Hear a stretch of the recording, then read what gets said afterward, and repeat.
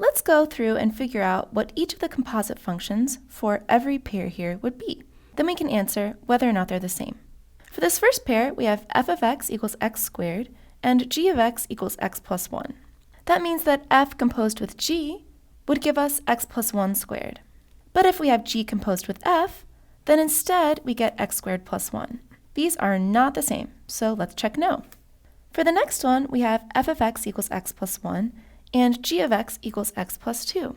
And in this case, both of our compositions are the same. It doesn't matter whether we add 2 and then 1, or 1 and then 2 to x. In both cases, we end up with x plus 3. So let's check yes for this one. Interesting. And now for the fun part. Is putting on your left shoe and then putting on your right shoe going to give you the same outcome as putting on your right shoe and then putting on your left shoe? Well, in both cases, you're going to end up with both shoes on your feet. So yes, f of g and g of f are the same. Now we have one function as putting on your shoes and the other as putting on your socks.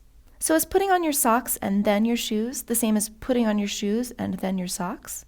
Well, in one case, we end up with a pretty normal situation, socks underneath shoes. In the other case, though, when we have shoes underneath our socks, you'd probably be pretty uncomfortable.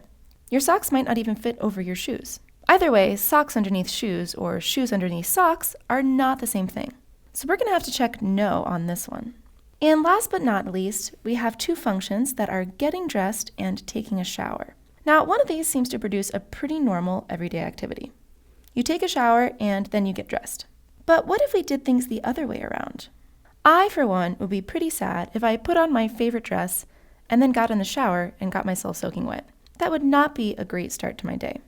So I think we can safely say that taking a shower and then getting dressed is very different from getting dressed and then taking a shower. So no, the two compositions of these functions that we could do are not the same.